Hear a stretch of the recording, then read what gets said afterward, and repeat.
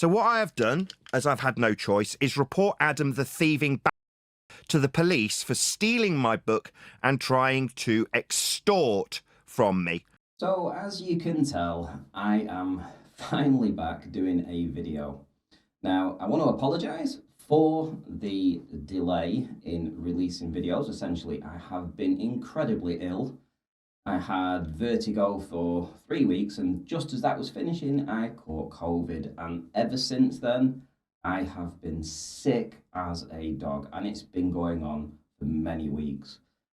I actually feel like I'm now just starting with flu as well, because my partner started with flu on Tuesday, and I woke up this morning with a sore throat, and I'm desperate to get back to doing what I love. Now, I apologise for this setup. This room that I'm in right now is going to be my office going forward, but it's still not sounded properly. It needs a lot of work. The audio probably sounds very echoey and horrible. I apologise for that. It will be sorted out in the future. I'm using a webcam as opposed to my camera, and essentially I've just not had the time or the health to actually get started working properly from this office, but that will change.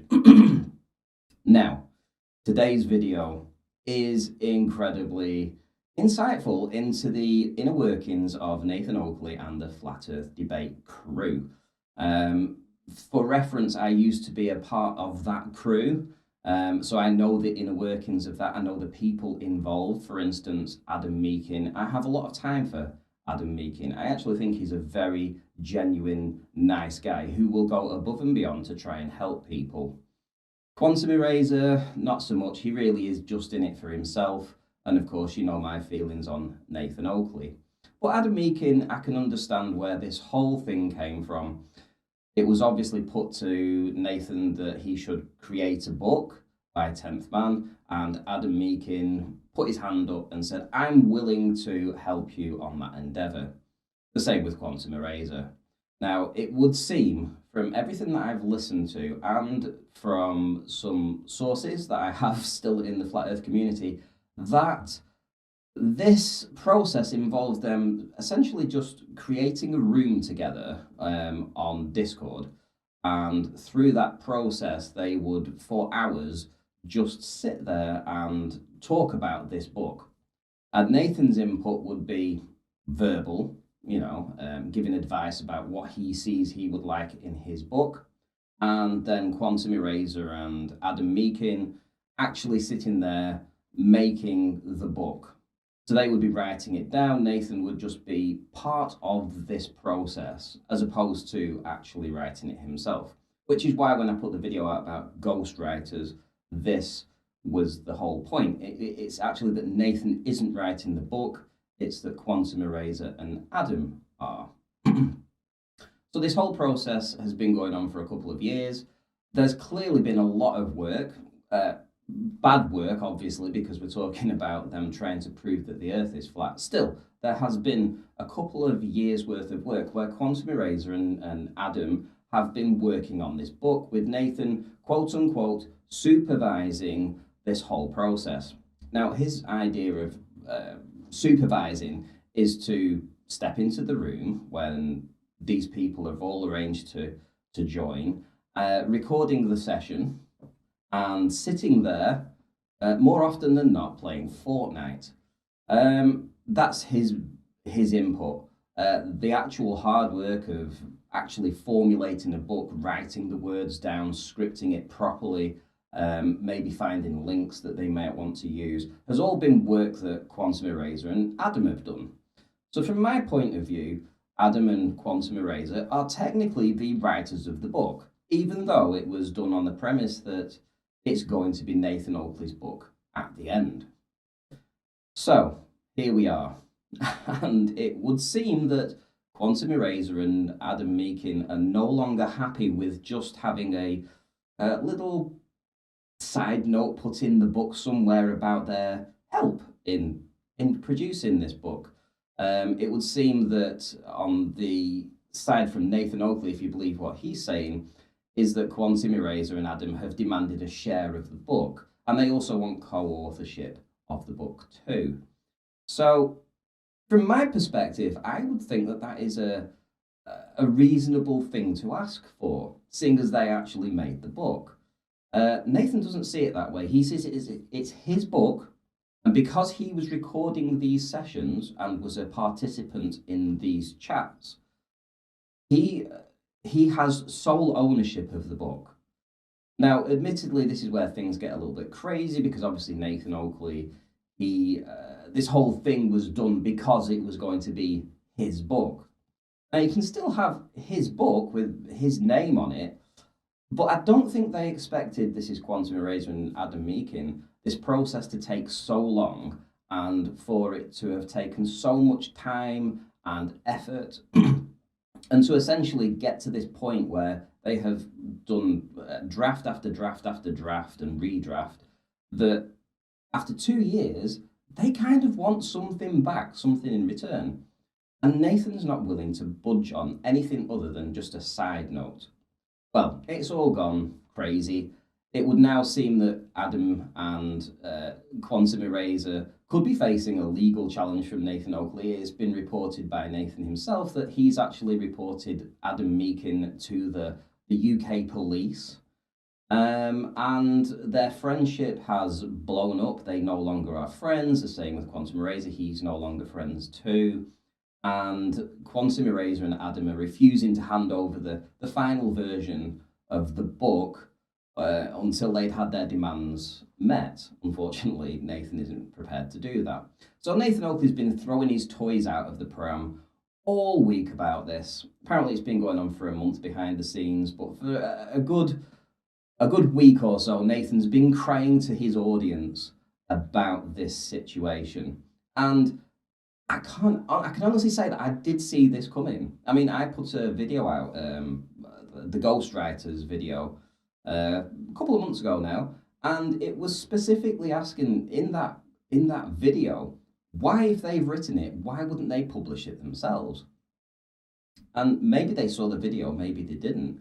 But it's a very valid question. They essentially wrote the book. So here we are. I'm going to play some videos now of Nathan and his words about what he actually feels about this. And yeah, we'll see where we end up. So let's get into this. I don't care. I mean, I've already started doing work and paying my wife to transcribe from the videos, the work that's been done to date. So it's already cost me time. It's already costing me money. I'm poorer as a result of the quote-unquote help given to me by what's-his-name and Quantum Eraser. You know, their help wasn't help. It was a hindrance, a massive hindrance, and it's cost me money. So I could slit both their throats, to be perfectly frank. Not in a million years did I think I'd be sitting in front of an audience and explaining that two of my alleged to be closest friends who had claimed they were helping me would actually withhold the book from me and cost me time and money. But that's the circumstances, so if QE's getting berated for that, so he should. You know, he's got on the phone with me, demanded percentages, demanded money, and demanded basically ownership of what is mine after offering help. Well, no, they're liars, both of them. So if anybody's like, why isn't the book released?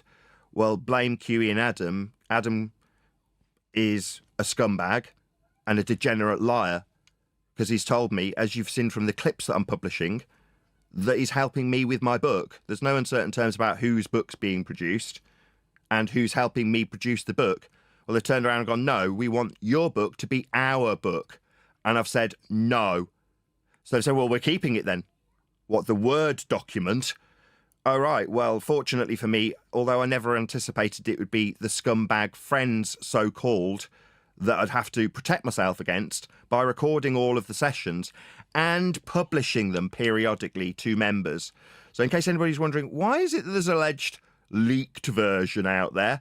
That's because I periodically published the work process to members.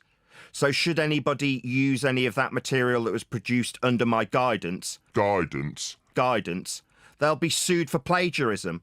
And I've got dates to prove when it's published on my channel with my supervision. So make no mistakes, the material's all mine.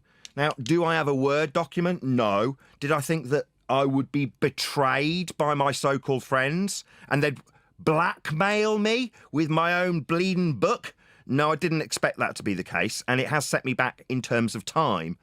But it doesn't mean I've lost the material. I recorded it all. But like I say, my poor wife, who is also very ill, is having to transcribe it, costing time, costing money. So they're literally costing a poor man, that's me, money. These two scumbags, these degenerates, these thieving bastards. That's what they've done. They've cost me money when they offered help. No, they weren't offering me help. What they wanted was co-authorship of a book they were alleging to help me with, and they've withheld it unless they get their demands. So what I have done, as I've had no choice, is report Adam the thieving to the police for stealing my book and trying to extort from me after the fact. That's what I've had to do. Make no mistake about it, these two men are thieves, and they are trying to extort me. So when they say it's his fault, we'd give it him back if he only gave us what we want. What you want is inconsequential. You offered help. You thieving bastard. I hope you both burn in hell. That's the situation, Neil. My fault? What, me wanting to earn a living by writing a book and being offered help, and the hindrance them delaying things has caused? Yeah, they've cost me a lot of money, and they've caused me ill health. And I hope they both burn in hell for it. They don't expect your so-called friends that are offering help to turn around and say, no, actually we weren't helping you, we were feathering our own nest. Now this is the percentage I want. Swear word, swear word, swear word. I'm sure you can imagine the conversation from Quantum Eraser. The thieving bastard liar. I'm sure you can all imagine how that conversation went down. The moment they actually told me what they really wanted, they got their answer. No. Then they said, well, we won't give you back what's yours then until you give us what we want. So that's called extortion, blackmail, theft, scumbags. Adam and Quantum Eraser revealed themselves as parasites, happy to use their lies and deception and blackmail to extort me to get what they want from me. What they called their, quote, swan song meant that they wanted to walk away from Effie but leave their mark on my book as they walked away. I've said it before, it might be the case that if it wasn't for QE and Adam being treacherous, I wouldn't have had the inclination to look over my own material and go, no, this needs sexing up, it's boring. But I had to literally, in the most physical and literal sense, step back from the book.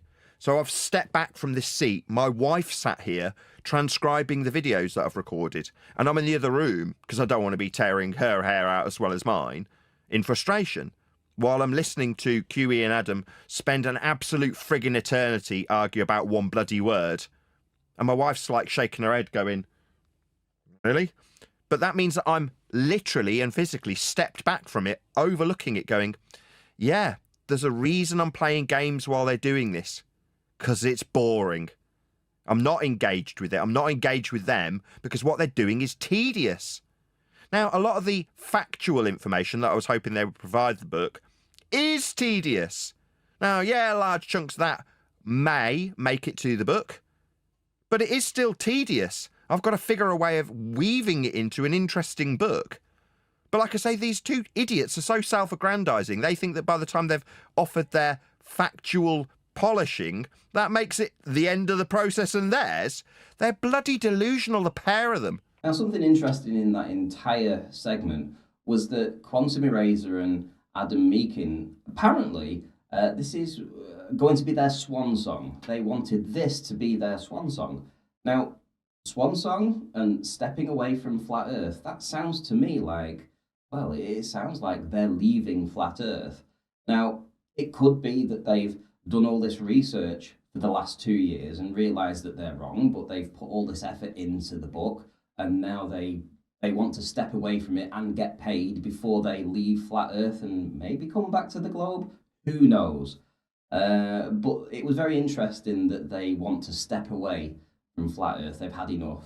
So, yeah, you can see the implosion happening, and you can see that this is probably going to be where in a few months' time, Adam or Quantum Eraser come out as Globers. I would expect that. We'll see. We'll see where that ends up. As for the channel though, this may well be the last flat earth video that I do. I've exhausted my mental abilities in this, and I don't feel like I have anything more to give to debunking flat earth or offering an insight into it anymore. I think my journey is now complete. I've been on both sides and I've exhausted everything that I need to do in this regards. And quite honestly, I'm ready to move on. And I want to move on to something that's very passionate to me, which is covering the topic of the UK currently and where we stand as a nation and all the things that are going on inside of the country, the political aspect of it, the migration issue, the economy, all that kind of thing. It is very interesting to me, and I feel like I have a voice in it. I feel like I also have a very strong opinion on this subject.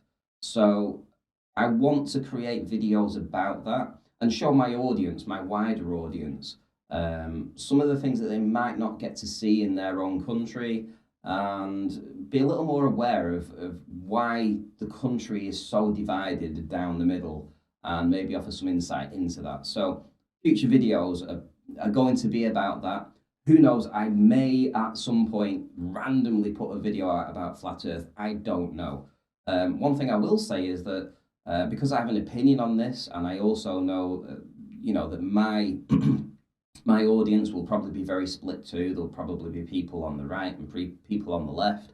I'll obviously fall into one category of that. I would say to the audience that doesn't want to hear the opinion of my opinion, like if it disagrees with them, to just listen to it. And the reason I would say that is because ultimately you've got content that you watch on YouTube, you follow people on Twitter that you want to follow that have your beliefs, and you will be presented with those arguments and beliefs all the time when you log on to YouTube or Twitter, because your feed will be full of recommendations for things that you find interesting. And the more you listen to that one side of the argument, the less likely you are to listen to the other side of the argument, and that would fall on both sides, both on the right and on the left. I feel that, if you disagree with me, you should at least watch the videos and see where I'm coming from.